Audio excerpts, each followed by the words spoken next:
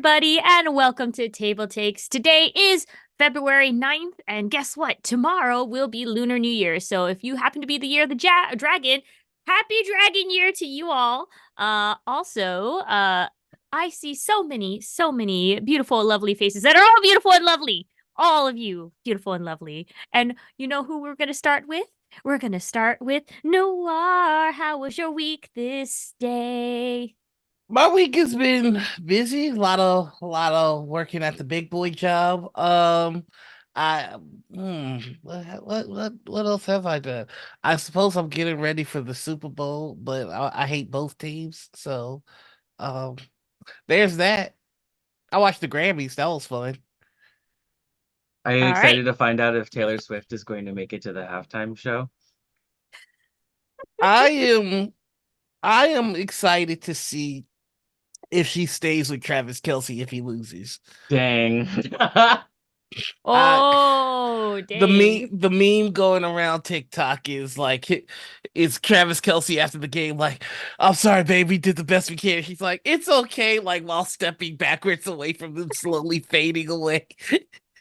I releases a new hit single. You didn't win, so you lost my heart. Ah, so, You dropped my heart like you dropped the bowl. Mm. Anyway, oh that's no. that's me. Stop perceiving me now. Okay. I totally forgot that it's Super Bowl weekend.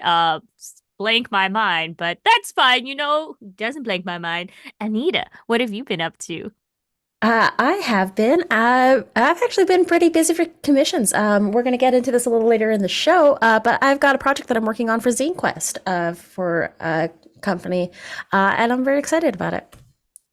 Ooh, well, I'll definitely hear about that later, I'm sure. And then last but not least, Javion, what have you been doing? I've been riding this RPG train. I told you guys last week I kind of got hit by the bug, and I've just been really hitting it hard, trying to get everybody I know to play RPGs with me. I played Wilderfeast RPG. I played the quick start for that Monster Hunter inspired game of RPG about hunting monsters and eating them and leveling up by eating them their wings or their talons and then just growing extra parts on your body, which is cool.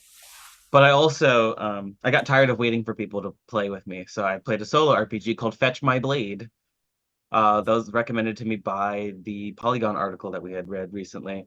Um, and it's all about a dog who is told by their master, who is in a duel, to go get their blade.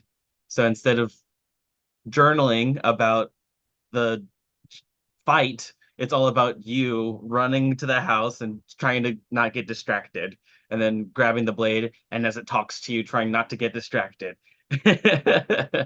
It was really fun. I had a Oh, great time. I have a cool story out of it. that's super cute. Now that probably sold the Fetch My Blade to me just because of how you described it. I always like the fluffy creatures as a solo RPG.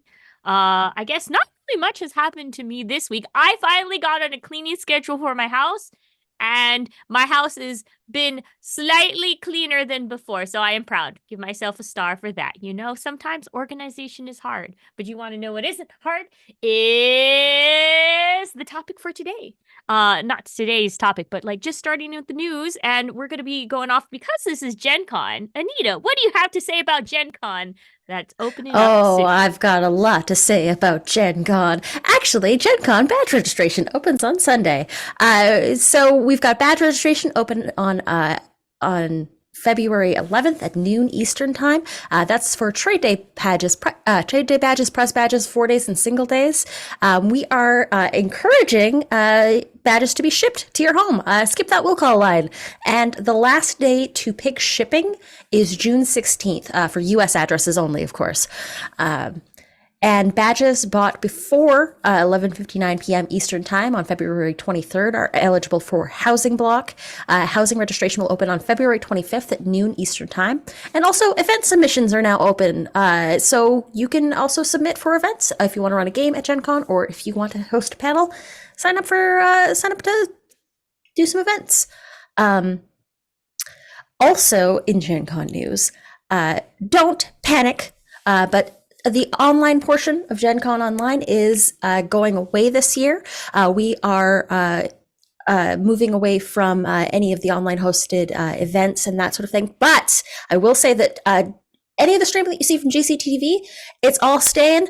Any of the entertainment events that you'll see live on this and our other streaming channel, they are not going to go anywhere. It's just any of the online hosted games or some of those events are going to be going away, so we can focus more on the bigger convention at hand. Yes, Yeah. that's awesome to hear. That's good news because like at first you're like, but it's just very it was worded a little bit panicky, but like I said, it's only like Anita said, they're only closing the hosting games that you could do online and stuff, and not us. We're still on. Yay! But you know what is up and down is all this thing about crowdfunders, right, Noir? Yes. No, sorry. I got to give you more energy than that. Sorry. Kickstarter competitor GameFound doubled its tabletop crowdfunding revenue in 2023. Consumer appetite for crowdfunding appears to be bigger than ever before. While a recent report shows the second year of declining tabletop revenues for Kickstarter, consumer appetite for crowdfunded tabletop games may actually be increasing.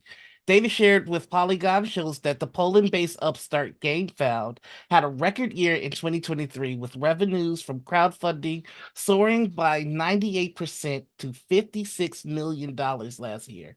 Taken alongside Kickstarter's own haul of reported 226.2 million, that could make 2023 the biggest year ever for tabletop crowdfunding. Of course, that's without taking into account the tabletop crowdfunding dollars raised by BackerKit, which made waves by directly courting disaffected Kickstarter users. High-profile converts include Gloomhaven and Frosthaven's publisher, uh, Cephalofair Games, which brought in more than 5 million for the multi-title project Gloomhaven Grand Festival on BackerKit. The San Francisco-based startup launched its own crowdfunding platform out of beta in July 2023. Polygon has asked for the company to share its data as well, so we'll hear a bit more on that later. But if you were a little worried from the report that I gave you last week about Kickstarter making a little bit less money in the TTRPG scene, not to worry. It's not that people are losing interest, it's just that we have more options to spend our dollars now.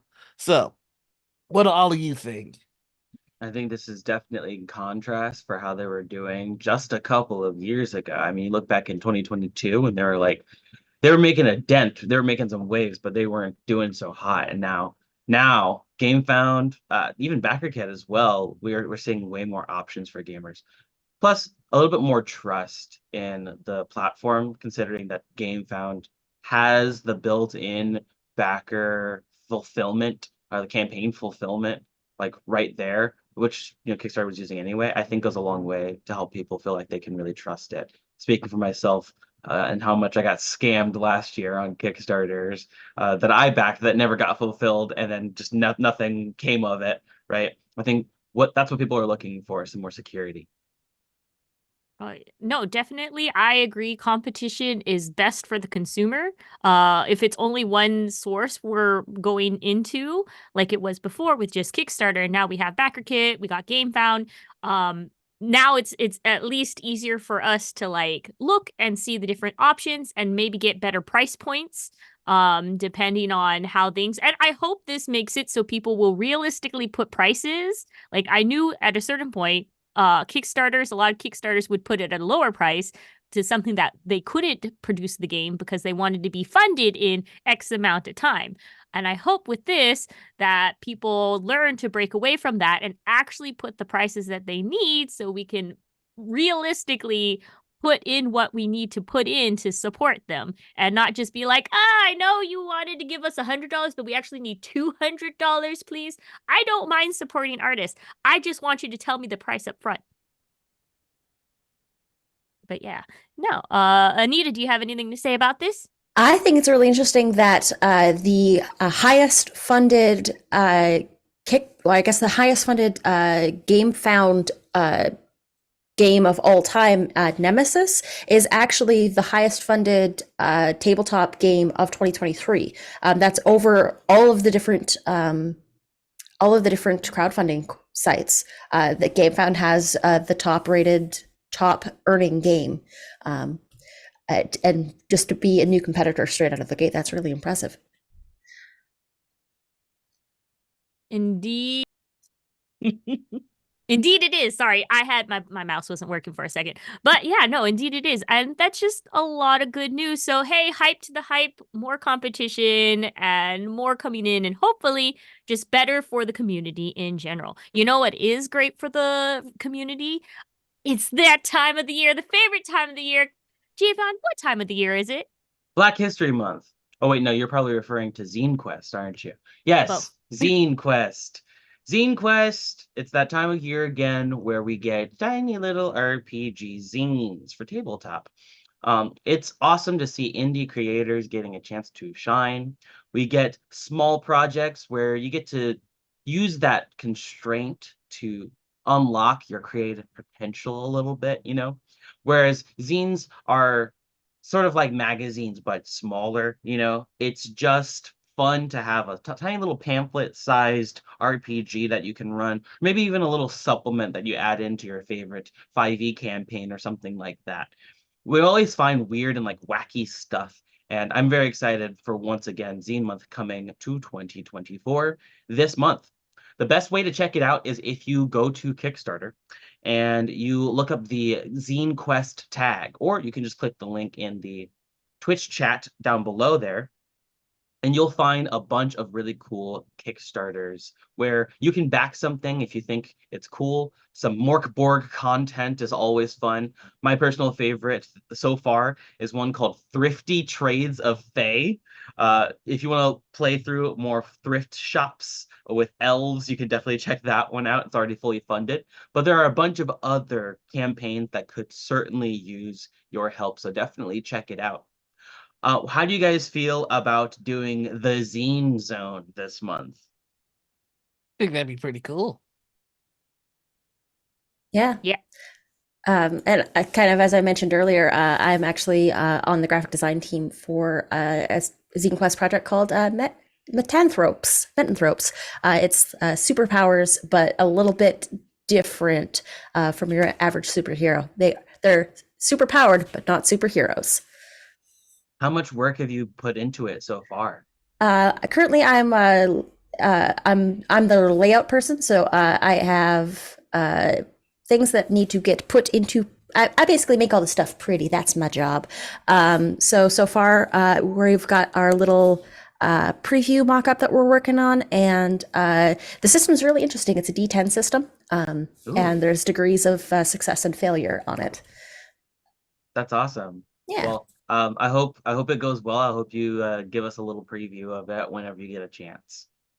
But yeah, no, I'm definitely looking forward to picking my favorite zine throughout the rest of this month and displaying it for y'all. The Zine Zone's back, baby. Zine Zone's back.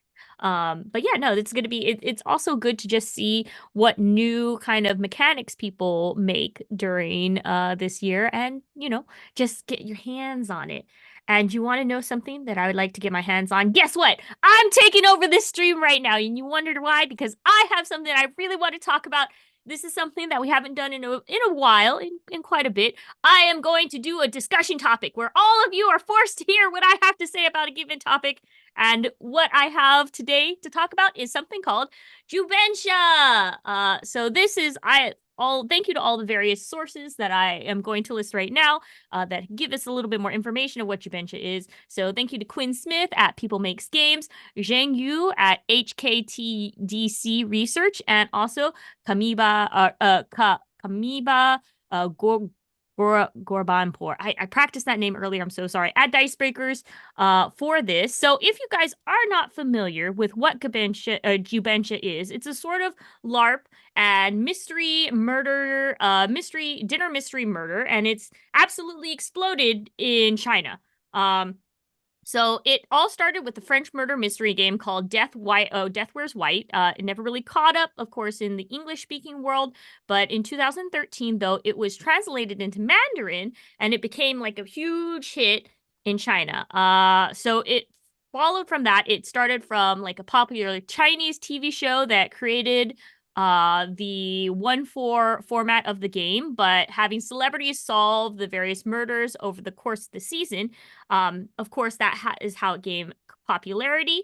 More games of the same starters started to be created and became eventually super accessible. Hey, listen to you guys, if you make games super accessible, more people will play it. Kind of notion that has basically, for reference, there are more than 45,000 Jubensha shops open in China in the early 2023. That's a lot. That's a lot of the shops just dedicated to this role-playing thing. So you might be asking is how is Jubensha different than US LARPing and such? One of the bigger differences that I note is that you, at least for this one, you play an assigned character versus like in LARPing, majority of the time you make your own character, you go through the mechanics and build it from the ground up, or you are like that's how it is. Or for Jubensha, you get an assigned character in this mystery, and you have to have like about 15 to 30 minutes to read this character bio and go over it and take it through the game. And you're supposed to really role play and be serious in your game. And stuff. And a lot of the times, Jubenshas are played with strangers. You're not really supposed to play with friends. It's a way to meet people, at least in China, how to meet people and get to know people and share this like 3 hour plus session with folks. So more importantly, since I don't want to just dump news on you, also all of my hosts here, they had homework to do. I forced it. So now they know more about Jubensha than they should. What do y'all think about Jubensha just from the brief like readings of the various articles, the YouTube videos and such, from your understanding? I'd be excited to play one of them, though from what I can understand, they don't really have much in terms of safety tools or content warnings for what the content of the games are. So a lot of the times you'll see games with like a little bit darker subject matter that aren't necessarily explained beforehand because in a way that sort of spoils the surprise of the mystery. Um, at least that's how it's perceived for the people that play it, is they don't want to spoil the mystery, or we can handle darker subject matter, but the ability to be able to opt into those things or opt out of those things is always helpful. So I'd be interested to play it as soon as they start implementing more safety rules and that sort of thing.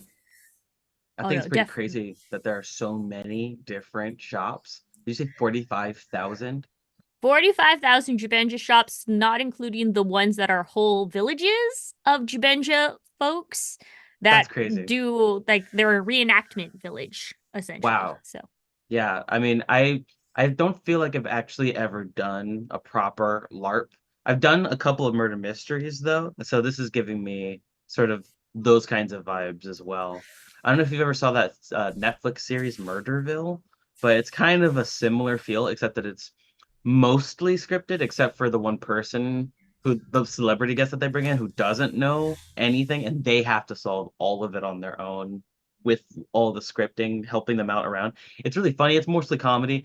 I hope that if I ever get to do one, that's the kind of one I would want to jump into. Something where it's like kind of funny and kind of silly, where we can like laugh and joke and stuff. But Mhm. also, I don't know. I like the idea of like having a whole village like built and like set up for me to like solve the mystery of it all and just watching people try to stay in character. That sounds fun. all right. Yeah, no, definitely cool. Noir, what are your feelings about this kind of scenario? I want to do one real bad. Um, I really want to do one real bad. I completely agree with the safety tools of it all. I understand the concern of wanting to keep the mystery. So I think that there is a way that both sides can be can be addressed. Like maybe having a red box version, which would include more adult material. So if people wanted to partake in one of these that did not have, that sort of thing in it, they could just get like the regular box, just kind of create tiers and level of content. But I love LARP. I love LARP so much. But I think a lot of the fun of LARP is creating your own character, but the idea of stepping into the life of a pre-established character, I think that would be I think that'd be very interesting. So yeah, I'm down. I want to try this. I want to try it immediately. And there's not just mystery Jubensha, there's also horror Jubensha. There's patriotic Jubensha. Good job. There was even one where they were you're rappers and you actually write lyrics as part of the Jubensha. Um, I think it's really cool how it's even branched out from there. And a lot of the people that are sort of spearheading this movement are women and femmes who are helping push this forward. And it's gotten so popular to the point that Tinder bios say, no hookups, yes, Jubensha.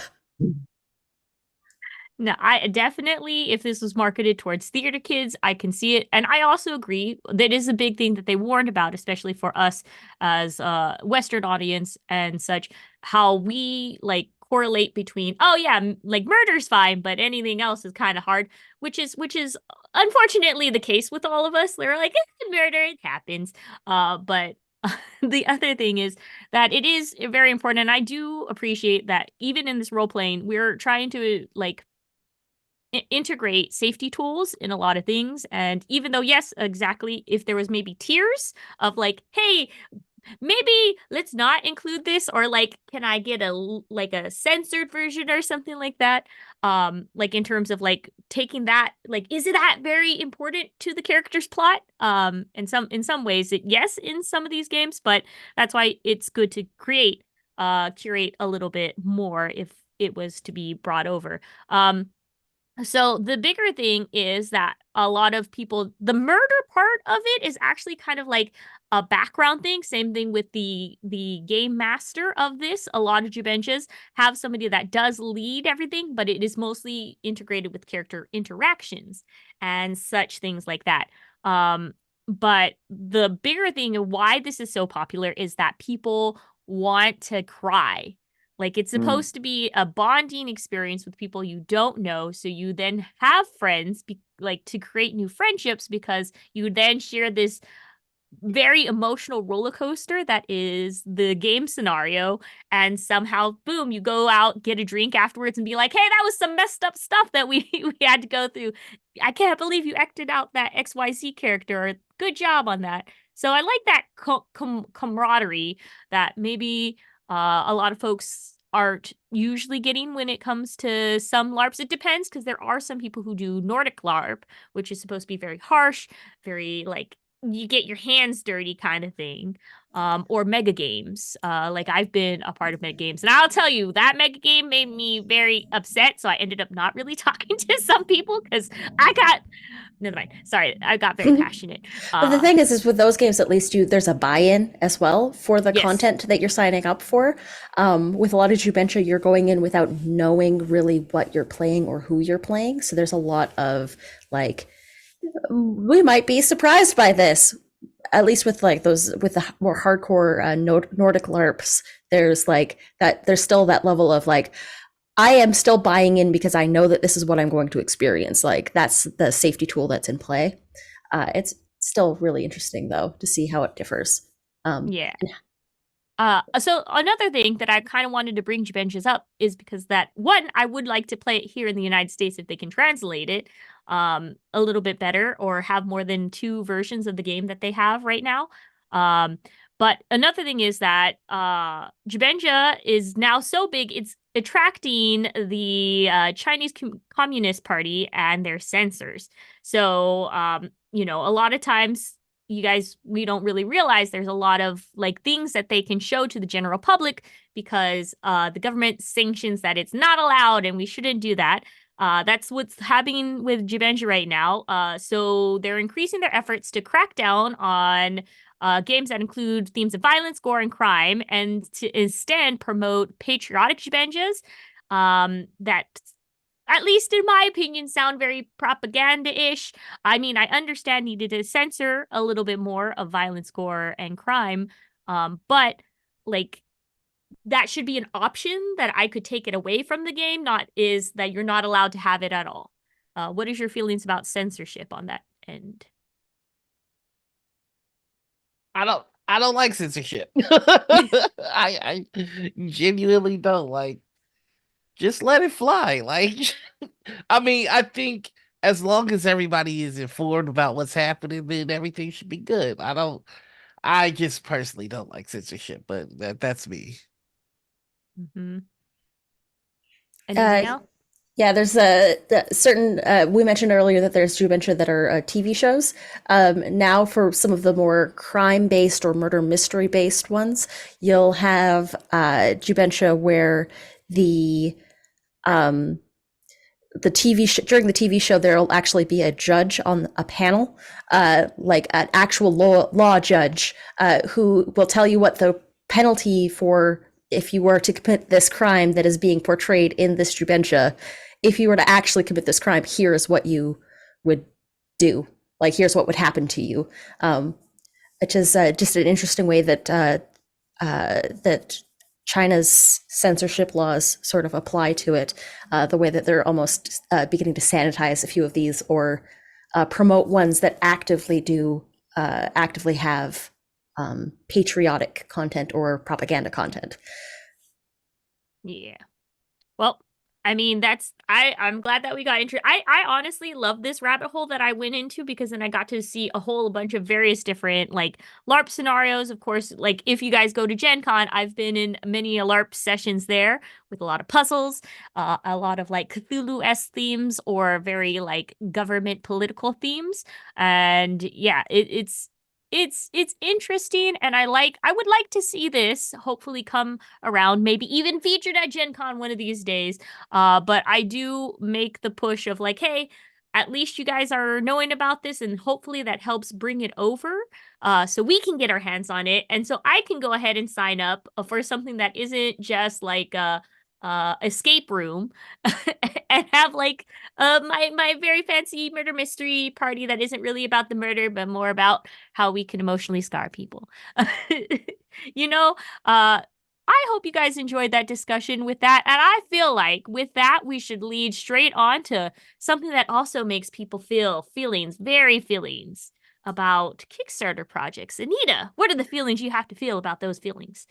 Yeah, so this comes from our friend Chase Carter at Dicebreaker. Zombicide Maker is actually they're going to be completing 2 flailing Kickstarter projects from the Darkest Dungeon board game studio. Simon has acquired the rights to Hell and Anastir, they're both Kickstarter projects from Mythic Games, Hell, the Last Saga, and Anastir. The studio announced that they're no longer going to be, Mythic Games announced that they will no longer be able to produce these games. So Simon has actually taken the rights to them, and they'll be producing them. They announced in a Kickstarter update that the 2 games, when they acquired the rights to them, the 2 games were not in any sort of state to be able to provide the kind of what the backers wanted. But any of the backers that had initially backed the project, they'll be getting a free copy of Simon's version of these 2 games. People are understandably upset. But yeah, they said that upon careful evaluation of both titles, we've concluded that neither Hell, the Last Saga, nor Anastir are currently ready for publication in their current state and will require substantial effort to complete them. But the good news is they are going to be coming out with their versions of these games. Anybody that has backed it will be getting a free copy of the Simon version of these games. People who are understandably upset as they have backed it much higher tiers. There was a $374 backer who mentioned that the game that they will be getting is now worth only about $60 to their estimations, and had some very unkind words that I cannot say on air. But it's one of those things that you might start to see more of is as games are either not coming out. People are getting understandably upset at being scammed out of product. You might see more companies like this step in to try and pull these flailing projects out of the fire. The idea that something is better than nothing. But what are your thoughts on this, folks? It's very interesting. Well, you already know how I feel. I do know. We saw the emotions on your faces, Anita. They were talking about it. You just should have cut to Javion's. Yeah. There's just not a lot of recourse for folks who find themselves in this situation. I mean, it's not like we don't know what the risk is when we go into it. It's just that feeling like you put your trust in something and then having the rug pulled out from underneath you can sometimes just feel like a betrayal. But this is different than those times. Simon's actually doing something to get something in the hands for these people, which can't be said for a lot of people who have backed a lot of other failed or unfulfilled campaigns in the past. Yeah, there is that certain level of risk. Yeah. I feel like there should be also, like, this is just from a consumer point of view, maybe more protections for us. Like, we don't have to get the 100% amount, but maybe like 80 or 60%, because we understand like effort has to be put into it, right? And it's like when you commission somebody to do something, they give you like, this is going to be the cost of materials at first. This is the down payment you put. And if I can't complete that down payment, then you don't have to pay me the rest, kind of thing. Like that's my idea, at least for some things. Like I get it, life happens. Things that, like, if you're not an experienced like business person, like, life happens, and I get it. But at the same time, it's like at some point there also should be like, hey, you can only have this many Kickstarter, like in terms of not consumers, but the people who are producing it. You can only produce this many Kickstarters, like maybe 2, and then you have to fulfill those 2. Then you can open another one, because it seems like a lot of these companies that kind of like drop the ball are the ones who try to eat a whole cake at once when they should just concentrate on the first slice they have and finish that first. Sorry, got a little emotional. Yeah, there are people that are understandably upset because they had paid for the all-in version of it and are only really getting the base game, or what is proposed to be a base version of the game. There's, like I said, there's a lot of very unkind people in the comments, or less kind people in the comments. Understandably so. Noir, do you have anything to add on to this? Or are you gonna be? I don't.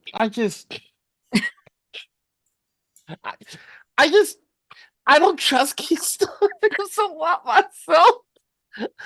Like I'm listen. The first one that I really went big on was Urban Shadows, and I'm still waiting for it. So like I'm always hesitant with this stuff. So yeah, that's just I remain the same way. All right. Well, we'll only have to see what is to come. Then, you know what? I feel like we need to just take this and ride off into the sunset, right, Javion? Sure. Riding off into the sunset. What does that remind me of? What about the City of Lights? Paris. Ticket to Ride is a game that has seen many locales from London and Europe all the way down to Asia and even right here in the US of A. This article comes to us from Jeffrey Dome Sanchez of ICV2 and from Days of Wonder, who has just announced Ticket to Ride in Paris, which is going to be coming out in retail on March 29th this year. It's a smaller-ish game where it does still play 2 to 4 players, but it also has a portable format for travel play. So if you would like to take your Ticket to Ride on the train and get the full experience, I highly recommend it. In Ticket to Ride Paris, not only will you be cruising down the streets of Paris during the roaring 20s, but you'll also be able to play with 60 detailed early 20th century buses, which come in each color as per the usual, to play with on the board. So definitely check this out if you're looking to add to your collection. Fans of Ticket to Ride Legacy, Legends of the West, will be happy to have their full collection complete. Ticket to Ride is not stopping anytime soon. They won't stop until every single city in the world gets its own Ticket to Ride stuff. So keep an eye out for Abu Dhabi or Turkey. I'm sure Turkey's going to get its own. Why not Antarctica? Ticket to Ride Antarctica. I'd love to see some polar Arctic Ticket to Ride expansions where you're like avoiding polar bears and penguins and whatever other animals live down there.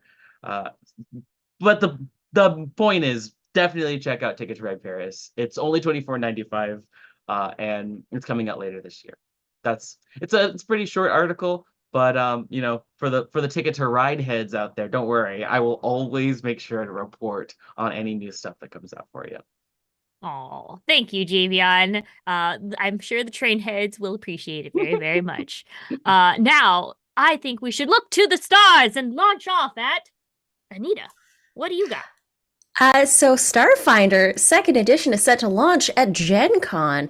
Paizo has revealed plans that the playtest version of Starfinder second edition is going to premiere at Gen Con 2024. So this is going to include a second edition playtest rulebook, a playtest adventure called A Cosmic Birthday, and a Starfinder flip map. The next second edition playtest rulebook is going to offer players 6 new classes, 10 ancestries, as well as new skills, feats, equipment, and upgrades. It's going to be 264 pages, and it will enable players to go from level 1 to level 20. Participating players are going to be able to sign up to contribute to the Starfinder playtest and provide Paizo with feedback on the game. Very excited to see if I can hop in one of these games and get my hands on some Starfinder. What do y'all think? Ooh, I just like these newer games being launched at Gen Con, and I hope I have time. Oh, maybe I should just be like, yes, we are going to be playing Starfighter here at Gen Con. This is what my plan is now. I found it. I mean, don't tell production, or maybe I should tell production. But no, I do think that it's fun. I do like futuristic kind of games like this, and I just want to see what they have out. What about y'all? I love Paizo.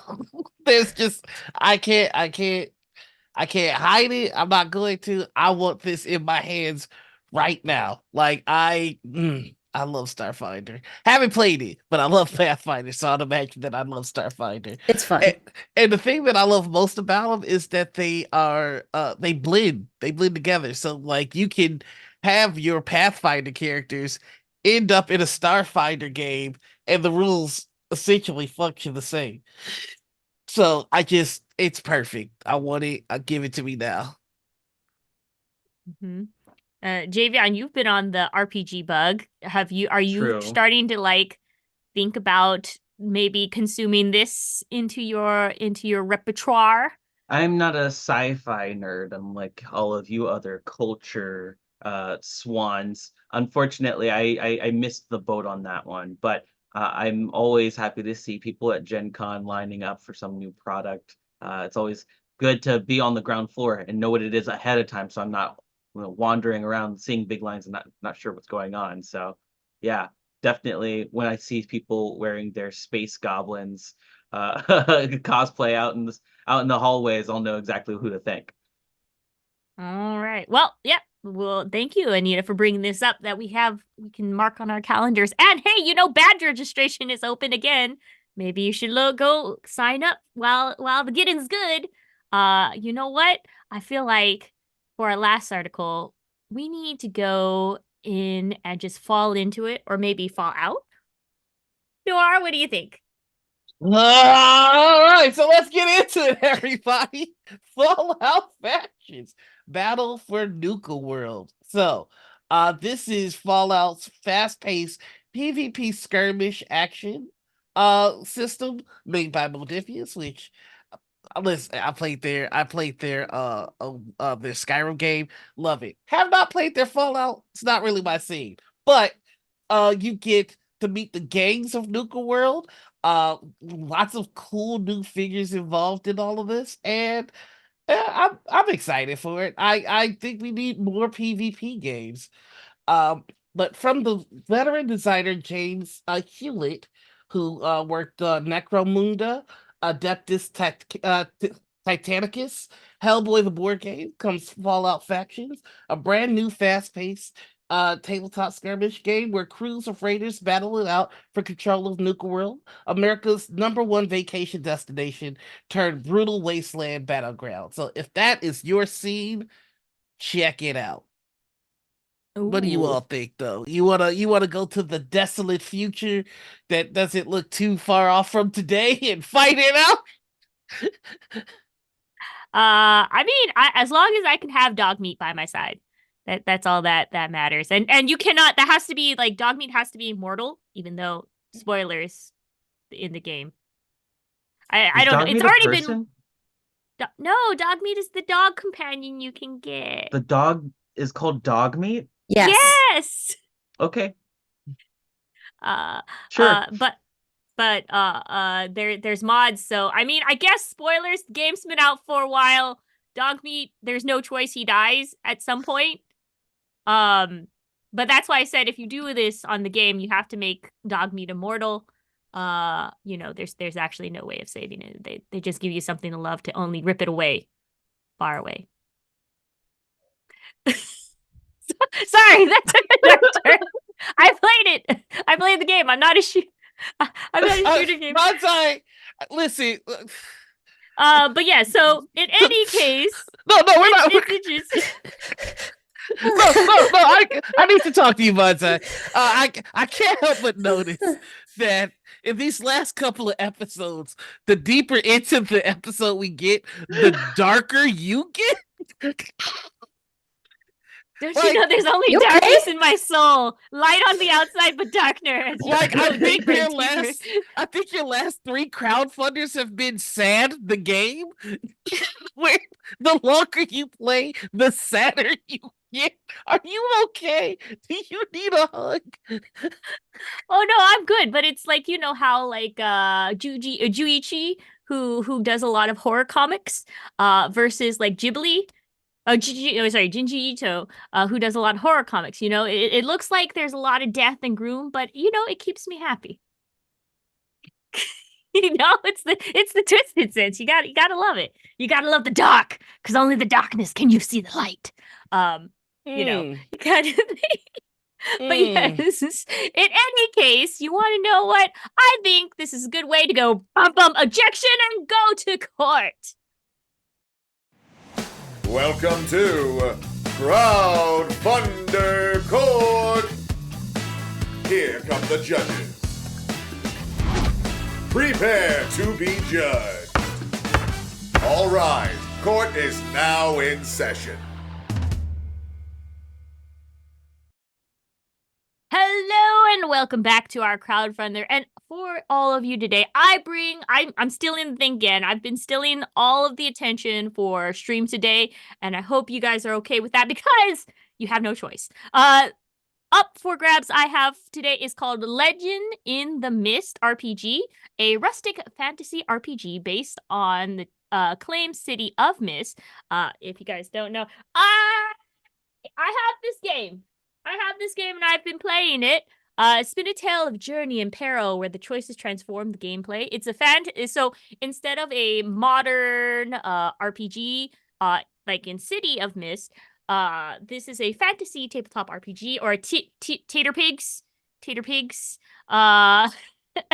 behind City of Mist using the modified, improved and slash improved version of City of Mist Reloaded engine, which is already designed to fix some of the perceived flaws with the City of Mist system. City of Mist won, of course, a couple of awards few years back. It's powered by the Apocalypse with heavy modifications. Each character is made with 4 aspects, were built around narrative tags. The design, so if you guys don't know, it's like basically as long as you can apply those tags, you can roll extra dice to help you. And the tags are kind of general and not necessarily super specific, but they're not like so outlandish that like you can do whatever. The designers say that they modified the original rule set to make it more invoking and managing tabs seem more seamless, and it gives the same, more concentrated combat rules. The game is specifically based on rustic fantasy, setting focus more on unlikely heroes like The Hobbit and Lord of the Rings. And I already backed this. I've already backed this because I enjoy City of Mist. And this Kickstarter ends Thursday, March 7th. So, yes. And they also have really cute acorn dice, if that makes anybody want to buy Kickstarter more. And they got leather accessories as well. But yes, that is mine to peruse. And I believe we should morph into Anita's one, right? I'm here before the court with Sentai and Sensibility. This is the childlike abandon of Sunday morning Tonkutsu with the profound joy of Regency romance novels. It's Power Rangers. It's Jane Austen. It's Bridgerton meets Kaiju. Let's get into it. You get to play gentlefolk, gentry in a British Regency that never was. Your life is country parties, social dances, and strolls on the promenade in a new dress, until a kaiju appears to ruin your afternoon. You and a Sentai of Rangers will transform, aka henshin, into a unit of superheroes, suited heroes, and each week you defend society from monstrous organization known as the Syndicate, who will never seem to take your social engagements into account before attacking. And it's hard to find a suitable spouse when you're punching things from inside a giant mecha. I'm very excited. This looks really great. It's one of the Zine Quest ones, and it uses something called the polymorph system, which is very interesting. There's action dice for success and failures. The type of Sentai you are depends on what you wind up rolling, and it looks really fun. You have a couple different playbooks, like the Premier, the Ronin, the Hussar, and the Dragoon. And if you want to actually see this played, Sarah's Table covered this about 2 weeks ago. And they had an absolute blast playing it. I recommend you check that out. Thank you very much. Yeah, and like I said, we got VODs on it. Go check out Sarah's Table. Javion, what do you have for us today? Yeah. The Kickstarter today is Fangle Sahala. Fangle Sahala is a tabletop role-playing game. Easy to learn. It's very fun. Go into the dungeon, slay the dragon. Yeah, roll the dice. You get to make the character. Quite simple. Use the tables to make the character quite easy indeed. Yes. Also, you can play our Doom stacking game anytime you're taking the damage from the monsters or the traps. You stack another one of the dice on top of each other. However, should you accidentally topple the tower of dice, you have unfortunately met your doom. Hence the name Doom Stack. It's a fun game. It's fully funded and a zine, part of Zine Quest as well. The wonderful, very merry months of Zine Quest has started, and you now can saddle up and enjoy the instruction manual style of Fangle Salhalla. It took me a very long time to learn the name of this game. There are many strange symbols above the letters A, and well, that's it for now, but perhaps you'll find more. Definitely go to the link in the chat of the Twitch and check out the video. It's quite cute. The minimalist style lends itself well to the easy gameplay. Did I mention it's a very easy game? Easy to learn, easy to play, easy to prepare. So check it out now before it is too late. Only 11 days before the campaign ends. So at the very low price point, only a couple of dollars, you can become a digital backer. $8, in fact. Or if you are in Canada, you can pay the Canada dollars, whatever they call them. Only 10 of those, indeed. Check it out now. Get your physical copy as well as digital, and check out all of the many, many stretch goals as well. As Game Pitch Gary says, it is a name you can trust. Oh, very good. You know what? Just for that that spiel, I applaud you for that. And also I'm sorry for all of the Swedish folks who maybe had take offense, but still, a round of applause for you and Javion. Oh, and last but not least, We're doing Noir. this. We're doing this. Yes. Okay. It's so gooey. I want to see it. Gooey. Oh, well, I mean, you're not wrong. So my client is Blister Critters, a mutant cartoon animal TTRPG. Do you like cute critters? Do you see adorable raccoons and go, man, they could sure use more blisters? Then boy, do I have the TTRPG for you. You see, you pick your favorite varmint, you grab die, and you role play as a cartoon animal on a radiation blasted Saturday morning cartoon show.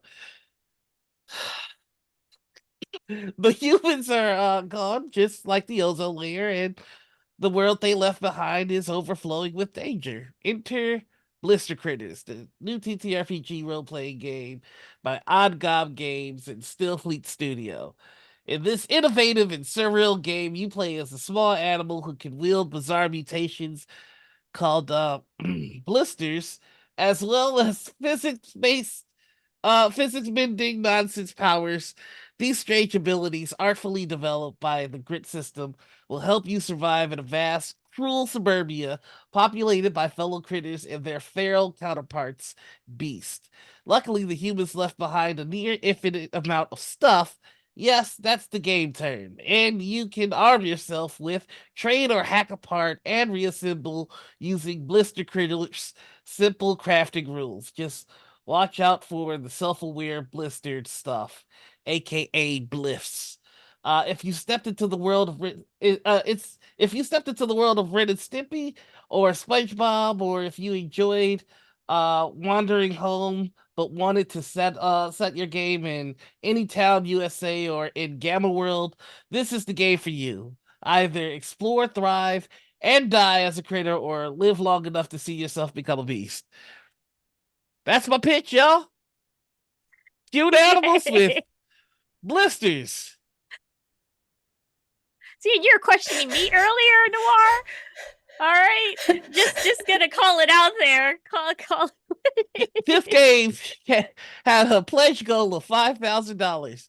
They are at $10,800 with 272 backers and 26 days to go. So don't walk, run to your nearest Kickstarter. Grab your credit card and get Blister Critters.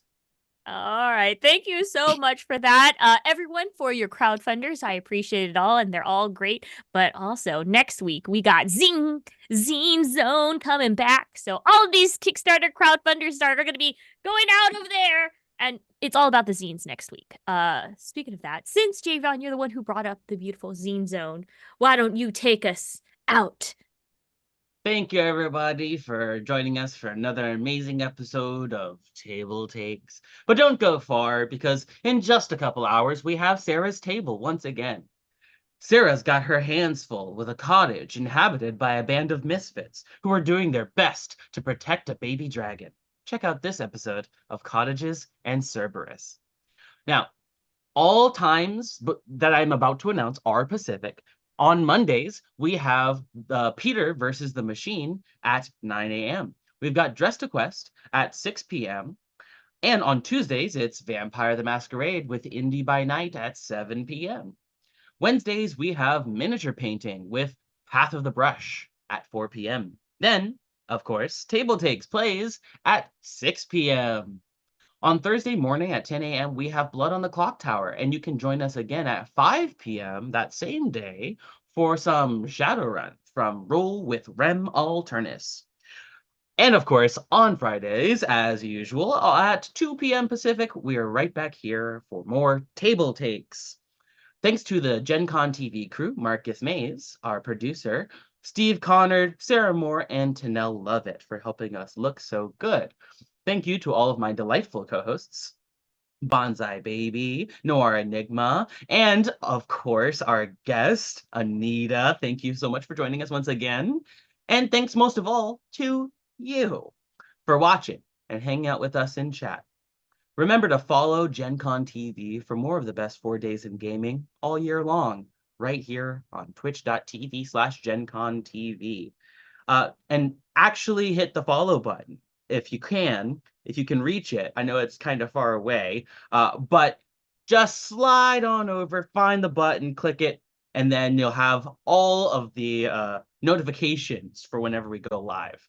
All right, that's it. Goodbye.